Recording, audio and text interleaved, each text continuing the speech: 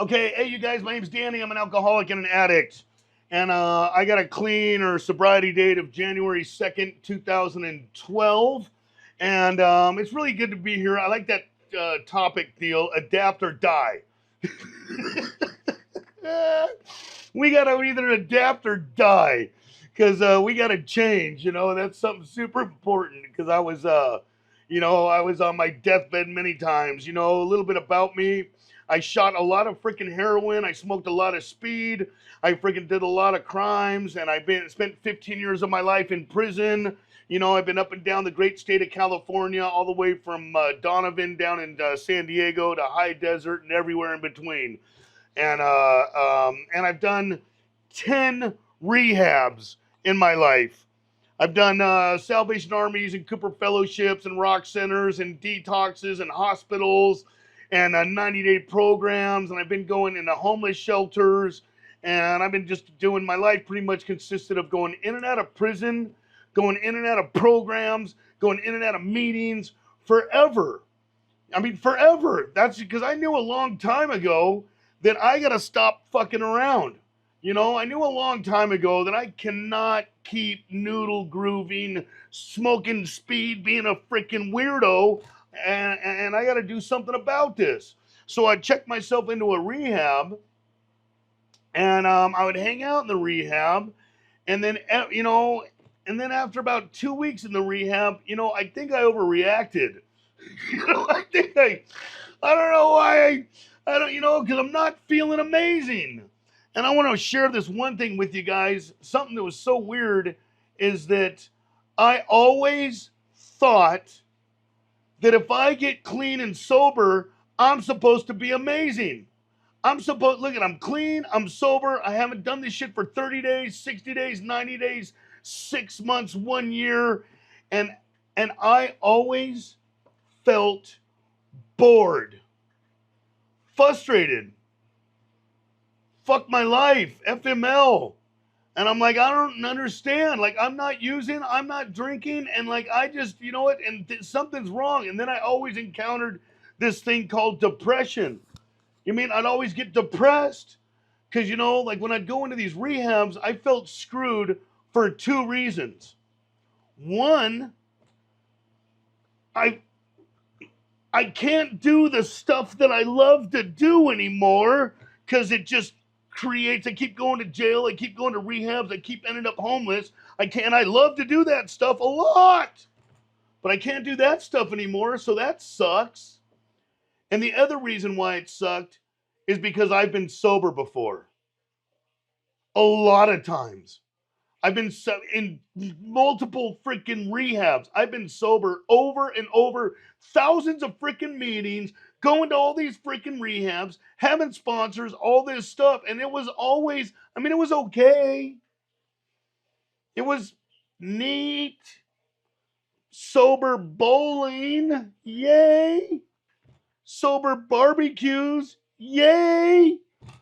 Hanging out with people that are all drinking during the Super Bowl, and I'm getting another Diet Coke. Yay! So it was freaking, something was wrong with me inside. I get all this freaking time sober, and I'm not happy. And then I always experience depression and all this weirdo shit because I got to go see the doctor because I'm 90 days sober. I got to go see the doctor. I'm 30 days sober. I got to go see the doctor because something's fucking wrong with me. And those doctors have diagnosed me ADHD, manic depressant, bipolar, schizoaffective, anxiety disorder, depressive disorder, and I've been on every medication you could possibly think of. Wellibutrin, Prozac, Haldol, Mellaril, antipsychotics. I've been on everything. Adderall, Xanax, got to go get a prescription. And I'm not saying medication's bad. I'm not saying that. I'm saying that the medication, it worked for a minute. It worked. It got me out of my funk sometimes. And then I'm doing enough Adderall to do, with my Xanax, and I'm cool for a minute, and it's okay.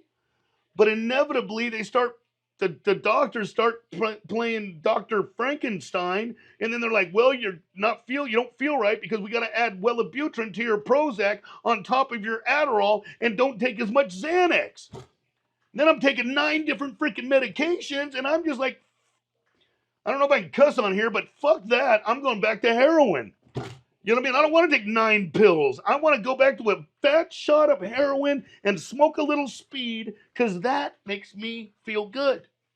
But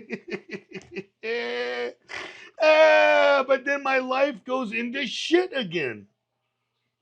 So this last time, so I'm just going in and out of prison, going in and out of rehabs, going in and out of the fucking doctors. You know, and I'm like, what the hell is wrong here?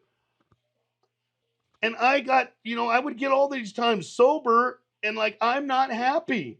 I'm bored out of my mind. And something's wrong inside of me still. This last time, 42 years old, getting out of prison, called my mom. I'm like, hey, mom, I got some jobs lined up. It's going to be great. I can't wait to see you. I can't wait to see Kayleen. That's my daughter. I'm 42 years old, and I got some jobs lined up, and it's going to be great. And I'm sorry. I'm never going to go back to prison ever again or do drugs ever again. And my mother tells me, Danny, I'm glad you called. I'm glad you're out of prison. I have cancer, and I'm going to die, and you will never set foot in this house ever again. I have watched you your entire life. You're not going to change. You're going to die from a heroin overdose, or you're going to do something stupid and go to prison for the rest of your life. Not that I don't love you, but something bad is going to happen to you, and I don't want you around the family when that day comes. You have made 1,000,000 promises to me and the family, and you've never kept one. Take care of yourself. That's what my mom told me. That didn't stop me.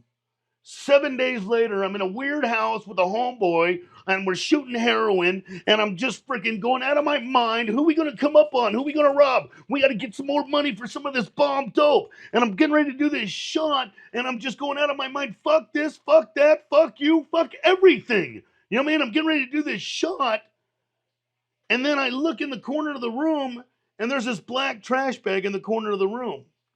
And you know what's in that black trash bag? Everything I own. 2 pairs of pants that I paroled with that my mom had bought me when I was in prison. Some hygiene that my sister had got me from a package when I was in prison. And all these letters that I was writing all these people about how I was going to be different when I got out of prison. And here I am acting and behaving the exact same way when I was 15 years old, smoking crack for the first time. When I was 15, I was smoking crack for the first time, and I'm like, oh, this is great. I'm having a good time. I got to steal some money to buy some crack so I can have fun. And then here I am at 42 years old. Oh, this heroin is great. I got to steal some money to buy some more heroin so we can have a good time. And I'm a man with nothing. So I wound up reaching out to some people, and I wound up going into this fucking detox, and I went into this program, and I told you guys earlier, I just felt screwed because I can't do the stuff that I love to do. I'm going back to prison. I'm ruining everything. And I felt screwed because I've been sober so many times before, and it was never great. It was never awesome. So I'm just like, I'm going to be bored out of my mind for the rest of my life. But I heard this guy in this panel. This guy came in and he said, the program isn't putting the plug in the jug and now you're going to be amazing. The program isn't stop shooting heroin and now you're going to be awesome. He said the program's a 12 steps. And I thought to myself, how many 12-step rehabs have I been to? How many 12-step meetings have I gone to? How many 12-step panels have I listened to? How many 12-step sponsors have I had? By then, I went to thousands of meetings, but I'd never done the 12 steps.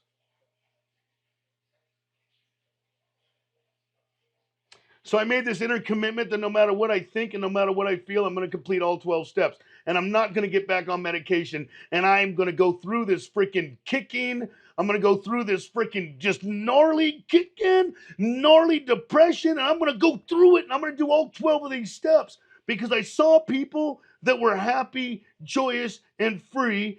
And I'd run into these people that we were doing drugs 3 years ago at Chino Prison, years ago in Folsom. And now this guy's got a business, got a house, got a home, got his kids, and just thriving. And I'd seen these people thriving. And the one thing they had in common was they completed all 12 steps. So I said, fuck it. So I got this sponsor and I went through saying, I get it. Step one, powerlessness. Okay. My power, I got a black trash bag to my name. That's my power. Got it. Step two, came to believe in a power greater than myself can restore me to sanity. Step two, I agree. It was an agreement. I agree. If I want more than a black trash bag, I got to have some kind of weird other mystical power. Step three, made a decision to turn my will and my life over to the care of God as I understand him. Ooh, that God thing is fucking weird. I called him and he's all, did you write the third step prayer down 5 times? Did you memorize it? I'm like, yes. And then he comes and he picks me up in his truck. And we're in the cab of his truck. He got me a burger. He got me a pack of smokes. We're in the parking lot of Burger King. And he goes, say the third step prayer with me, Danny. And he reaches over and he grabs my hand. Grabs my hand like this. Like weird, right? And we say this third step prayer together. God, I offer myself to thee to build with me, do with me as thou will. We say the third step prayer. If you're doing NA1, that's fine. AA, whatever. I speak on all of it. It's 12 steps. So we say this prayer, let's go my hand. And he says, now I don't want you to go a day without hitting your knees and saying that third step prayer. Right then I balked. I'm like, listen, man, I don't believe in God. Like, don't believe in God. No magic man upstairs listening to all of our prayers saying, I got good stuff for you and I don't got shit for you. You know, man, I don't believe in that. So I'm probably not going to hit my knees, because I don't believe.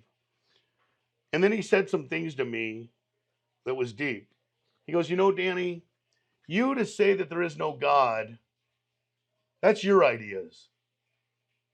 You not wanting to hit your knees like I asked you, that's your ideas. And then he asked me some questions. Where's your happy family, Danny? They don't want nothing to do with me. Do you have a home? Not your mom's home. Do you have a home where your family's at? I'm at that rehab. Do you have a car, bank account, career? And then he said, where's your key to any lock? And he goes, so just maybe the solution to your life is being presented to you, but you can't see it because you're so full of your own ideas, which gets you nothing. And then he said, plus, when you asked me to sponsor you, I asked you, are you willing to do whatever it takes? He goes, you said yes. And then he said, were you lying to me? And right then I heard my mom's voice say, you've made 1,000,000 promises and you've never kept one. I was smart enough to know in that moment that if I can't keep my word to one person in this life, I will always be a loser and a failure. If I can't keep my word to somebody in this life, I will always be a failure. So I told him, okay, I'll shut up. I'll hit my knees. I'll do the weird little prayer. You know what prayer is like? Prayer is like if I have this giant bowl of M&Ms and I take one M&M out of that bowl. Do you notice a difference? No. If you have 10,000 M&Ms in this bowl and I take one more out of that bowl, do you notice a difference? No. But that's why we stop praying, because we don't notice a difference. But day after day up on my knees praying to this God that I did not believe in, one more M&M was coming out of this bowl. And then my 4th step and my 5th step and my 6th step and 7th step, handfuls of M&Ms were coming out of this bowl. And I started feeling lighter and braver. And I wasn't tripping on shit like I always tripped on. I wasn't being depressed. I was smiling and laughing. And I started caring about myself and other people in a way that I never have before. And more of that prayer and more of those M&Ms. And this weird thing happened to me. You know who I am today? The man I've always wanted to be.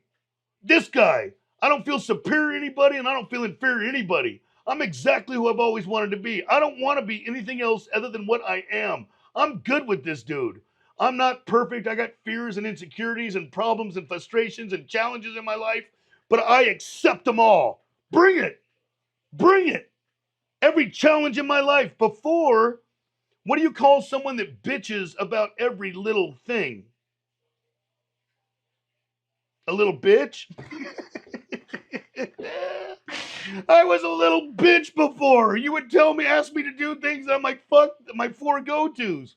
Fuck this, fuck that, fuck you, and I don't give a fuck. You know what I mean? I was a little bitch about everything. You know what I mean? You asked me to do anything, I don't want to do shit. And I would complain all the time. Today, I accept everything that's happening in my life 100%. Nothing happens in God's world by mistake. Do I believe in God today? Absolutely. Do I know what God is? Nope. Don't know what God is. Don't care. Don't know who I'm praying to, but I don't care. The teacup of my mind cannot comprehend the ocean that is God. I don't know what God is, but I know I can take my little teacup and fill it up and have a good day. My mom today is cancer free, and I'm welcome in her house at any time. She trusts me. She believes in me. She confides in me. I got a key to her house. You know what I mean? She calls me all the time. We have the best relationship ever. She doesn't doubt me for anything. You know, my daughter, I'm in my life. I'm a counselor. I'm an interventionist. I'm a yoga instructor. I freaking started businesses. I got a foundation where we've helped hundreds of people off the street. I am freaking happy, joyous, and free in my life. I don't not shoot heroin or smoke speed because if I do, it's going to ruin my life. I don't. No, I don't do that shit because none of it's going to make me feel better than the way I feel right now. I don't want to change the way I feel. Period. I am still blown away that 12 lame ass looking steps that are written on the freaking wall turn me into this person. And I'm going to be honest with you guys. I'm going to be honest with you. Sometimes I wish those steps were written a little bit different. You know what I mean? Like step one, we kick ass and take names. Step two, no one ever gives a shit. Step three, fuck you. If they were written that way, I could get down with this a long time ago, but they're not. Step one, you're weak. You're powerless. That doesn't sound cool.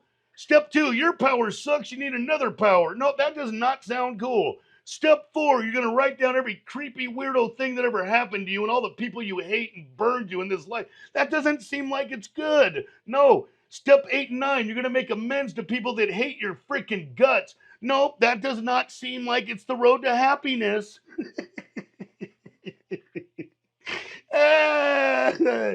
But I did this shit anyway. I did this shit and boom, transformation is real. It's fucking real, you guys. Get a sponsor, work those steps. Stop fucking around. I promise you they will change your heart. They changed my heart. I've been on meetings all around the planet, the Caribbean, Bali, fucking Mexico. I've been on meetings everywhere. And there's great fucking awesome people that were giant fucking losers like I was that turned into fucking heroes. I'm telling you guys, this is the hero's path. I call it the hero's path because I have a sobriety date and I have not tapped out. Heroes don't tap out. They keep their sobriety date and they keep their word. Just the hero's path. Hero will sacrifice his feelings for the welfare of others. Heroes, I don't only hold my life up. You mean holding my life together would be great, but I hold up a lot of people's lives. My family, people around me every day, because that's how spiritually fit I am. You mean there's two things that are super important. I know I ran out of time. Two things that are super important to me, and I'll close with this: carrying the message that you are fucking powerful. You have no idea, but we just got a lot of rotten on top of it. You work these steps, it'll remove the rotten. You'll be who you're meant to be. I promise you, stop doubting it. And the other thing is working with newcomers. I work with newcomers on the freaking daily because I believe in them and I believe in you. You guys can do this, but you can't do this by yourselves, and you cannot do it if you just sit around thinking about your problems. It's not going to work that way. Get a sponsor, work those steps, get to all 12, and hit me up. I promise you it works. It just doesn't look like it's going to work, but it works. That's all I got, you guys. Thank you for having me.